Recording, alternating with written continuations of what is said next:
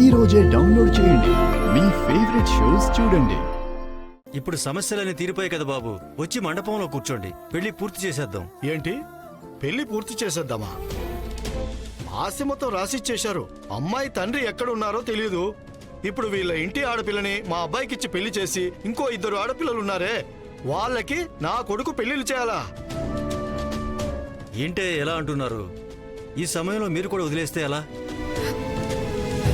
అన్నా, వాళ్ళు ఒప్పుకున్నా కూడా నాకు ఈ పెళ్లి వద్దు. అమ్మా రండి.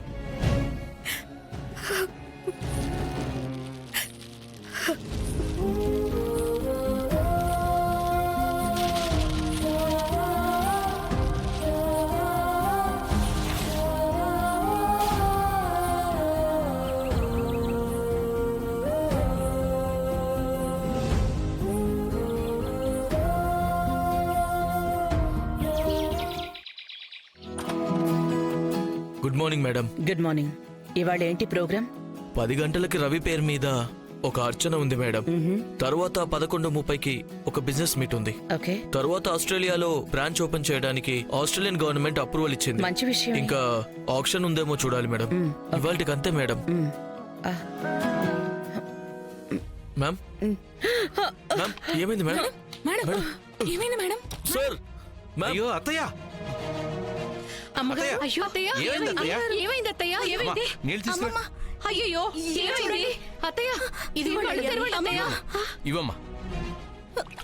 ఏమైంది అమ్మమ్మ?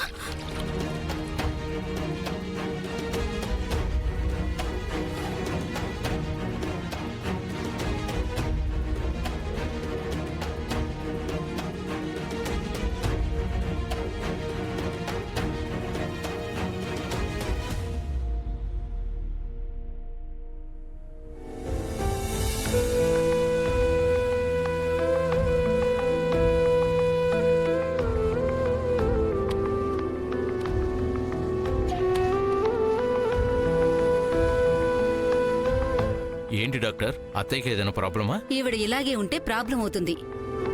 వయసు అనేది మనసుకు కాకపోయినా శరీరానికి అవుతుంది కదా. అది మర్చిపోయి ఇలాగే కష్టపడితే ఇలాగే అవుతుంది. విశ్రాంతి తీసుకోవడానికి ఇదే సరైన సమయం. ఎక్కడ డాక్టర్, ఈవిడ మేము చెప్తే అసలు వింటున్నారా? అందరికి అన్ని పంచిచ్చేసి ఆవిడ రెస్ట్ తీసుకోవచ్చు కదా, కానీ ఆ పని ఆవిడ చేయడం లేదు. అది లేదమ్మా, నేను మనకి పనుల్ని పంచివ్వడం గురించి చెప్తున్నాను. జాగ్రత్తగా ఉండండి. ప్రస్తుతానికి ఏ మందు అవసరం లేదు. ఇంజెక్షన్ చేశాను, అదే సరిపోతుంది. ఇక మీరు రెస్ట్ తీసుకుంటే చాలు. నేను వస్తాను. Thank you doctor. వస్తాను.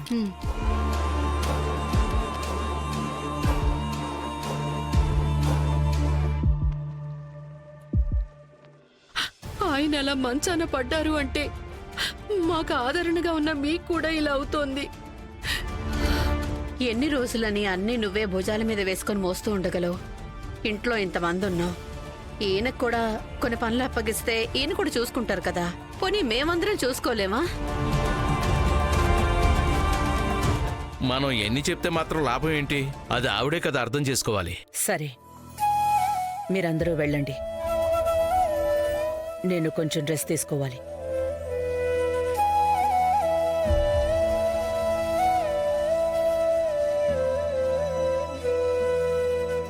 మ్యామ్, ఇవాళ ప్రోగ్రామ్స్ అన్నిటిని ఏం చేద్దాం? నన్ను రీషెడ్యూల్ చేయమంటారా? ఇంకేం చేయగలం? కొన్నిటిని మాత్రమే రీషెడ్యూల్ చేయగలం. అగ్రిమెంట్ సైన్ చేయడం పోస్ట్పోన్ చేస్తే పార్టీ ఏమంటారో అది తెలియడం లేదు మేడం. డాక్టర్ నన్ను రెస్ట్ తీసుకోమని చెప్పి వెళ్ళారు. ఇవాళ ఈ పరిస్థితుల్లో రాగలనో లేదో తెలియడం లేదు. మీ సిచ్యువేషన్ నాకు అర్థమవుతుంది మేడం, కానీ దీనిని ఎలా మేనేజ్ చేయాలో తెలియడం లేదు. 20 ఏళ్లలో పరిగెత్తినట్టుగా 60 ఏళ్లలో పరిగెత్తకూడదు. కానీ ఏం చేయాలి? నేను కష్టపడి సృష్టించిన సామ్రాజ్యాన్ని ఆలోచించకుండా ఎవరి చేతుల్లోనూ పెట్టడం సాధ్యం కాదు కదా. రవికి అప్పగించాల్సిన సమయం వచ్చేసింది. మీరు రీషెడ్యూల్ చేసుకుని రండి. సరే మేడం.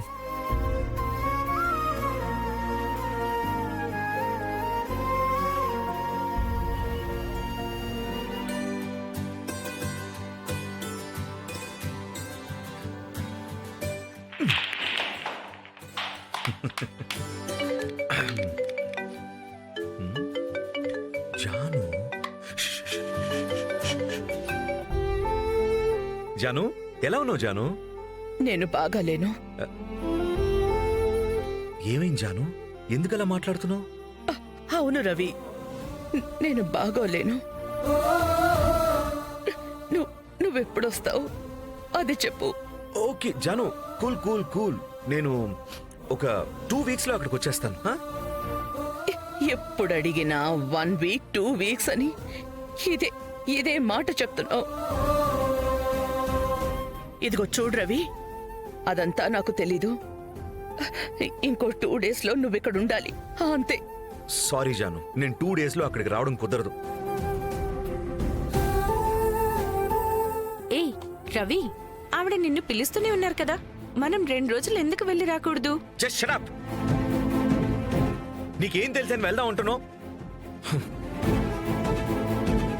రవి ఇక్కడికి రావడానికి ఎందుకంత ఆలోచిస్తున్నాడో తెలియడం లేదు. మేడం, మిమ్మల్ని కలవడానికి ఆడిటర్ వచ్చారు.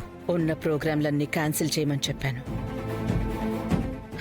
ఇప్పుడు లేని ప్రోగ్రాం తీసుకొచ్చి నిలబడ్డారు. మ్యామ్, నేను సిచ్యువేషన్ గురించి చెప్పాను. ఇది అఫీషియల్ కాదు, పర్సనల్గా ఏదో మాట్లాడాలని అంటున్నారు. సరే వెళ్ళండి, నేను వస్తాను. సరే మేడం.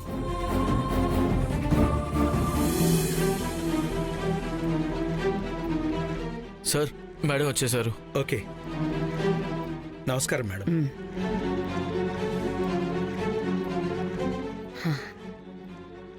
చెప్పండి, ఏంటి విషయం? రవి యూకే సిటిజన్షిప్ కోసం అప్లై చేశారట.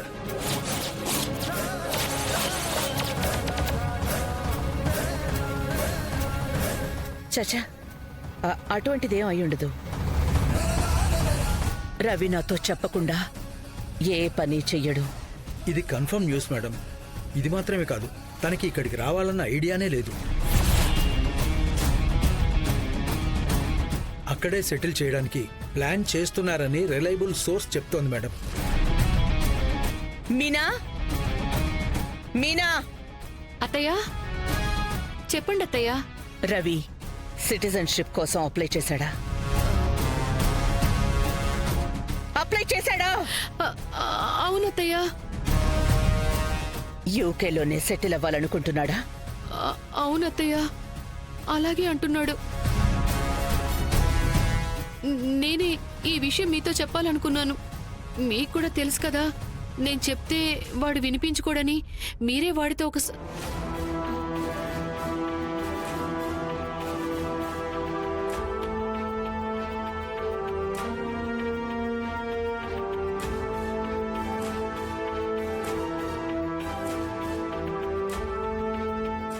ఆ